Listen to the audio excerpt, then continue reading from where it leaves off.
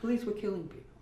Not just in California, they were doing it everywhere. They were doing it with impunity. It got to the point that a policeman would kill someone in a city, and that city would blow up and have a rebellion or a riot for days and days and days. So that's all in the context of when the Panther Party got organized, and the focus was on the way police were murdering black people, mostly men. That sounds kind of familiar to America today.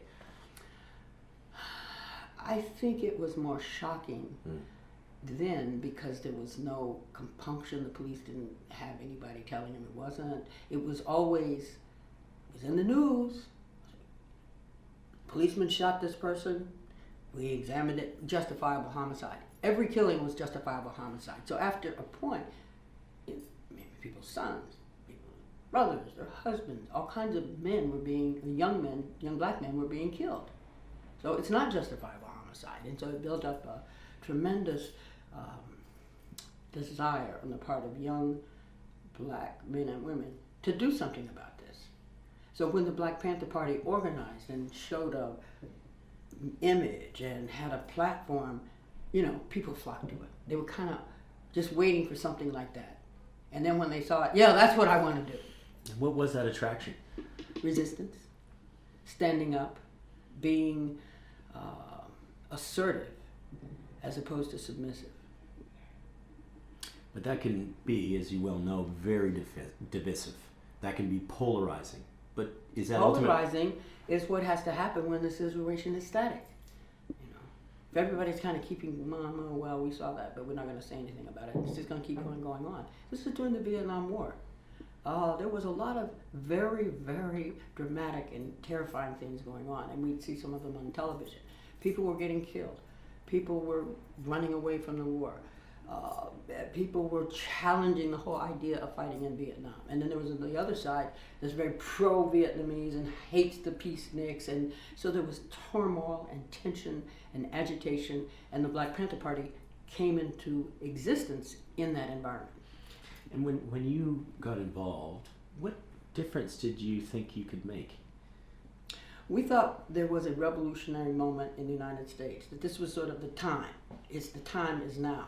People are uprising, there's rebellions, there's riots, there's a war in Vietnam, there's soldiers traveling back and forth to Germany. There was a context in which that was, I'm not going to say explosive, but it permitted very sophisticated and powerful ways of resistance evolving. And this is what we were engaged in. We, as young people, said, no, we're against the war, we're against racism, we're against this violence, we're against this killing. And in California, it was perfectly legal to carry weapons. And so they had armed self-defense. That's the Southern black people's mindset. But this is in California. So Southern black people, where I grew up, they all had armed defense. But they didn't discuss it, Everyone had a gun. If not one or two or three. But it wasn't a matter of discussion. It was a matter of survival. I know when I would give talks, they would ask me, one of the questions I would get is, so what's the role of women in the Black Panther Party? And I look at them. It's the same as men. I mean, we don't have, it's not like a women's role and a man's role. This was a concept that was in the culture, but it wasn't in our organization. And it definitely wasn't in my head. And did you come out of that whole experience a different person or Different person in what way? Well, in the way you saw yourself and what you were capable of doing. I was a teenager. Yeah. That's why, because it's formative years, right? Well, I wasn't actually a teenager. I was an adult. I was 21. You're a young adult, but you were putting yourself out there for. But I wanted to. I wanted to. This was like a dream come true, to be an activist in a revolutionary movement. I had observed the Student Nonviolent Coordinated Protest. I had observed the Freedom Riders, and I had observed all this, and I really admired it, and I wanted to be in that. But there was no way, where I was in high school, I couldn't get into the SNCC action. And so by the time I could get into it, the SNCC was really in a state of collapse. And I was working as a organizer for the campus program, planning events and sending out, we planned a conference to bring together academics and students to sort of discuss this concept of black power, which is fairly new, and mystify it or make people more supportive of it, because the whole idea of black, that was controversial to use the word black. Why? Because black was insulting to many people of color. That's why they like the word Negro. Negro doesn't really mean that, but in Portuguese and Spanish it's black. But they don't want to use black in English, they want to use the word Negro. And so there was a lot of sensitivity, and there's so much discrimination against black. We came out talking about black power, black is beautiful, black pride, and so this was a whole new paradigm. And a lot of people were quite disturbed by it, but not young people. They loved it. They loved it. Was black seen as, just using that, was that seen as being in your face or provocative? No, black was usually insulting. You know, get out of my face, you black so-and-so. So what the movement was doing was glorifying or reimagining what black meant. And so black power, black is beautiful, black pride. That was the cultural element that transformed in the mind of young people the use of black. The older people were still going to refer to themselves as Negroes. And some of them were actually going to call themselves colored, but we looked down on that kind of. So it was a shift in self-awareness and a transformation of the language so that what had been previously negative became super positive and even revolutionary, at least in our mind. And when you were preaching black power, did you see that that was instilling black pride? Of course.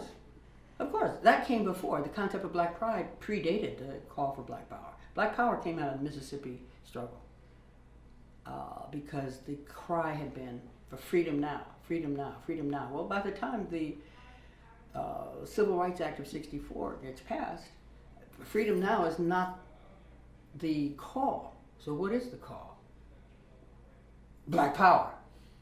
You know, what did Stokely Carmichael once made the comment about President Johnson, and he had made a speech, and at the end of his very famous speech, he said, "And we shall overcome." Stokely's comment, well, he's not going to say, "We want black power." What do you think your legacy is today?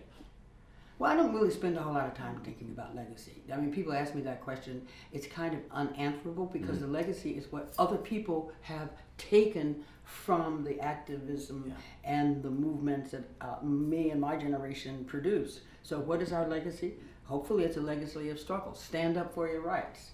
You know, the famous Bob Marley song. Self-defense, self-awareness, self-consciousness, black power, black is beautiful. That's what we put out there. Most of the people for whom that was driving energy have passed away. And during your struggle, what did you find was the biggest obstacle to change? I never thought about what's the biggest obstacle to change. More than likely it's fear. Fear of the consequences. But people who participated in revolutionary underground movements and the Black Panther Party and things like the Black Liberators already put their lives at risk. So they were kind of willing to challenge the power, and if that ended up in their death, they were willing to make that sacrifice. So when people of my generation act like that, they're not particularly concerned about after their death, what is their legacy? What they're concerned about is making people take on the responsibility for changing the society. Our goal was, we want to change the world. That was what we wanted. We didn't think small. We want to change the whole world. Now maybe we got to change a few towns. Was that good enough? No. The struggle continues. La lucha continua. We expect another generation to pick up where we left off. Maybe that's what Black Lives Matter is doing. They didn't pick up where we left off. They started in a different format, sort of where we began with the nonviolent protest. You're right, they've taken a completely different approach, and yet here in America they'd be labeled a terrorist organization by some Black Lives Matter. How can they be terror? What do they do? What is that? I mean, terrorism involves violence. Yeah, they're peaceful. They'll stop traffic.